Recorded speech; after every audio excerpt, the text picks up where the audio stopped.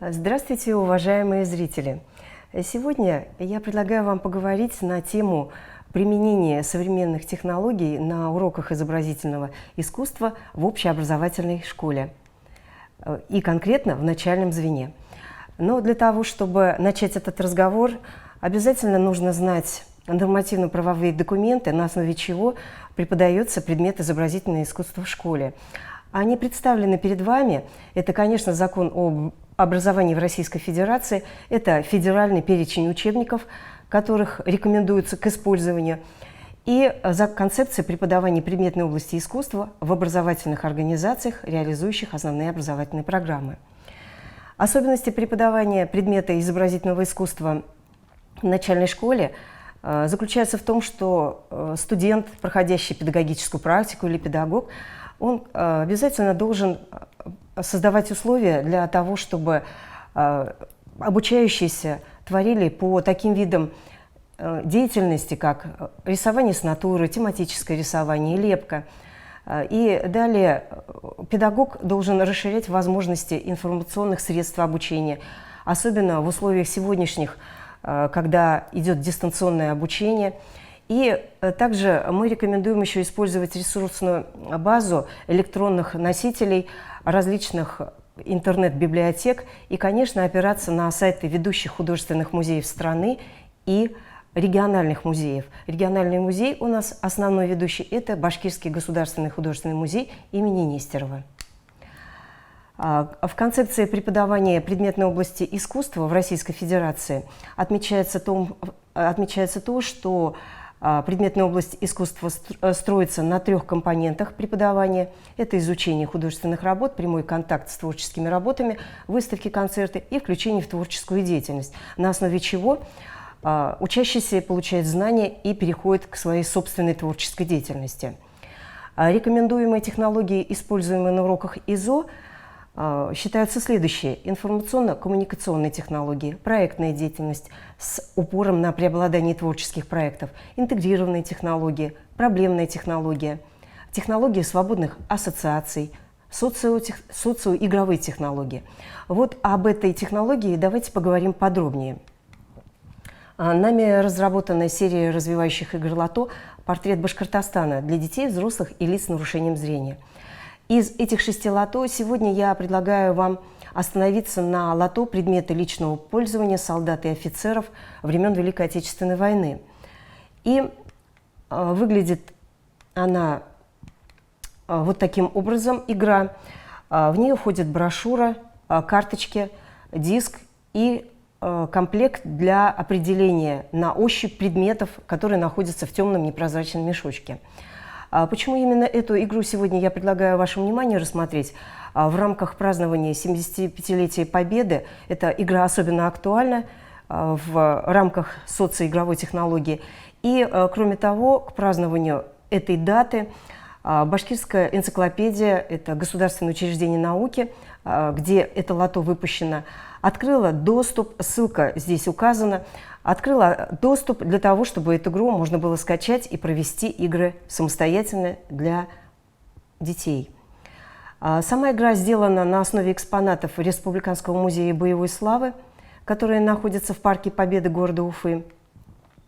И в игре находятся карточки, где сфотографированы экспонаты музея, отражающие личные вещи солдат и офицеров времен Великой Отечественной войны.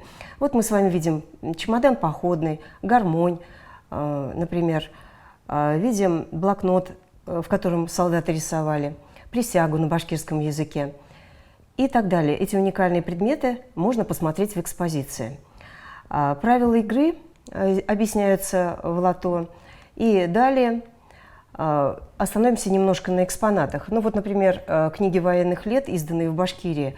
Тогда в то время работала типография «Октябрьский натиск», и специально для солдат издавались книги размером 10 на 15, которые сразу отправлялись на фронт и читались в тылу.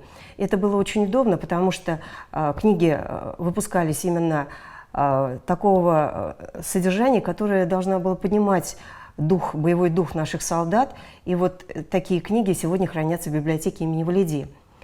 Далее блокнот солдата Пономарева.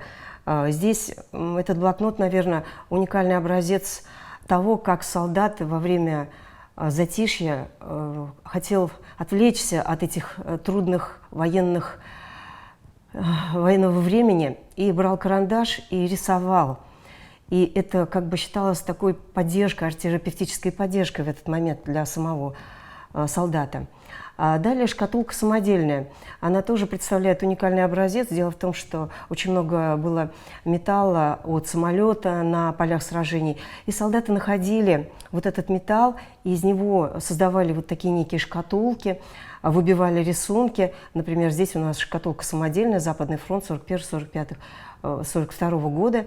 И эти вещи становились личными вещами бойцов. Вот, например, тоже уникальный образец – это спичечный коробок «Сотрем с лица земли фашистских варваров». Дело в том, что в Уфе тогда существовала спичечная фабрика 1 мая, и вот спичечные коробки, видите, на них наклеивались вот такие этикетки тоже, которые должны были поднять дух бойцов «Сотрем с лица земли фашистских варваров». Комплект нательного армейского белья также представлен. И для того, чтобы развивать творческую активность, на первом этапе игра мемори, когда участники игры должны на закрытом игровом поле найти 2 одинаковые карточки и таким образом развивать память. А для того, чтобы развивать творческую активность, нами предлагается провести с ними мастер-класс, как сложить письмо-треугольник, который умел делать каждый солдат. И во время Великой Отечественной войны вы знаете, что в таком общепринятом понятии конвертов не существовало, а сегодня это называется оригами.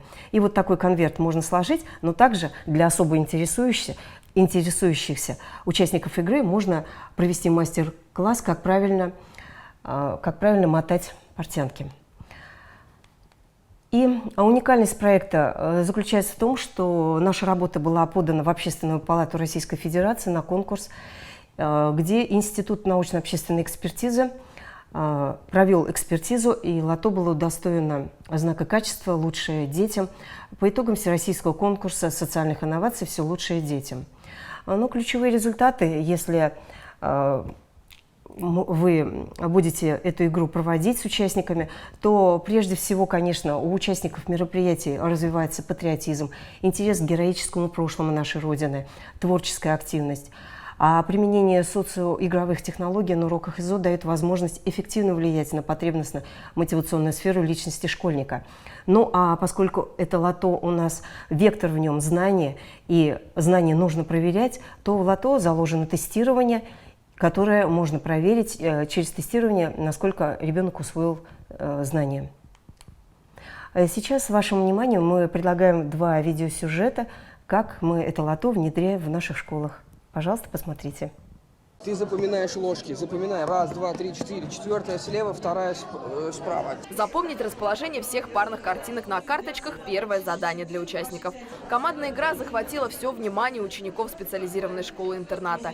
И несмотря на нарушение зрения, ребята отлично справляются. Во втором туре нужно угадать, что за предмет лежит в мешке. Тут это как типа пуговица. Пуговица? Давай, доставай. Игра посвящена предметам личного пользования солдат и офицеров времен Великой Отечественной войны. На игровых карточках фотографии реальных экспонатов Республиканского музея боевой славы. А для того, чтобы дети знали, каковы они на ощупь, на 3D-принтере распечатали модель пряжки солдатского ремня. Изготовили модели значков, пуговиц и медальонов, другие предметы и сейчас можно встретить в быту. Эта игра призвана помочь детям больше узнать о жизни красноармейцев. Мне кажется, это очень здорово, то, что дети через игру получают такую нужную информацию о таких нужных вещах. Эту игру, как и 6 других подобных, разработала доцент педагогического университета, волонтер Екатерина Савельева. Ее проект получил грант президента России – почти 800 тысяч рублей. Проект был поддержан фондом президентских грантов, и сейчас мы его активно внедряем, обучаем детей, пенсионеров, людей с нарушением зрения. Игровые карточки для слабовидящих разработаны по всем правилам. Учтены размер, крупность рисунка и другие параметры. Педагоги школы отмечают, что игровая форма обучения всегда интереснее для детей. В игре дети развиваются в принципе, а в данной игре формируется коллективное сознание, умение работать в сообществе. До данных игр специально для слабовидящих игры не выпускались. Школьники научились складывать письма-треугольники, придумывали загадки для соперников и пели песни о войне.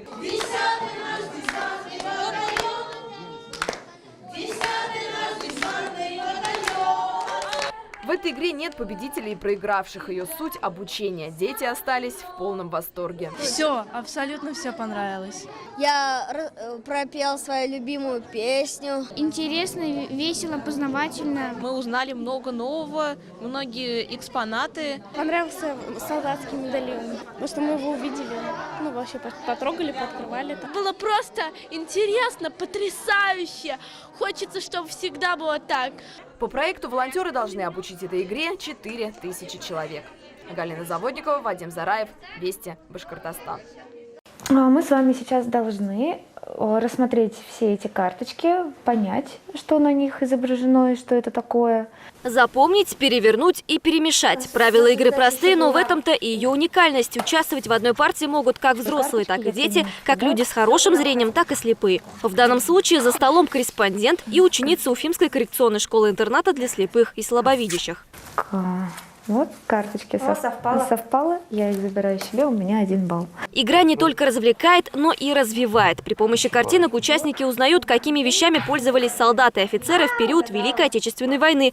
Для наглядности разработчики даже изготовили копии настоящих экспонатов Республиканского музея боевой славы, которые изображены на карточках. Тут и предметы военного обихода, и модели медальонов со значками. Например, я до этой игры я не знала, что этот знак гвардии он был учрежден в 1942 году, чтобы отличать гвардейские войска, служащих в них солдат и офицеров, чтобы их как-то выделять. Возможности придумать какую-то форму не было, и поэтому придумали такой нагрудный знак.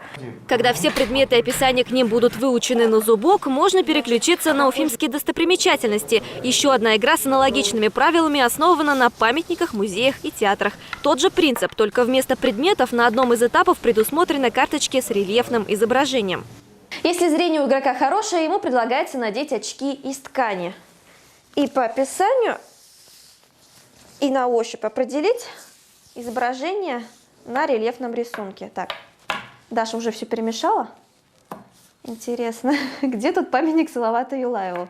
Без перчаток нащупать рисунок, конечно же, легче, но пандемия диктует новые правила. Автор 2 игр – доцент Башкирского педагогического университета, куратор серебряных волонтеров республики. Особенно актуальны ее разработки сейчас, в условиях самоизоляции, когда многие вынуждены находиться дома. Мы подготовили фонд президентских игр.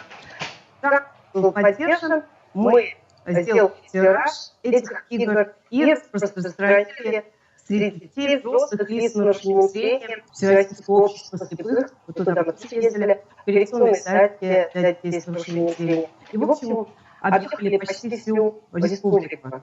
Обе игры сейчас находятся в открытом доступе. При желании их можно распечатать на обычном принтере. В планах разработчиков создать игру, посвященную фауне республики, которая также будет полезна всем, вне зависимости от физических возможностей. Гульнара Сидикова, Марат Кашапов, Ильдар Гареев. Уфимское время. Уважаемые зрители, сегодня мы с вами познакомились с социоигровой технологией, которая эффективно влияет на развитие творческой активности младших школьников и которые, мы надеемся, вы будете применять в своей практической деятельности. Мы вас познакомили с военно-историческим лото, которое вызывает интерес к героическому наследию нашей Родины. И надеемся, что оно будет для вас полезным. И надеемся, до новых встреч. Спасибо за внимание.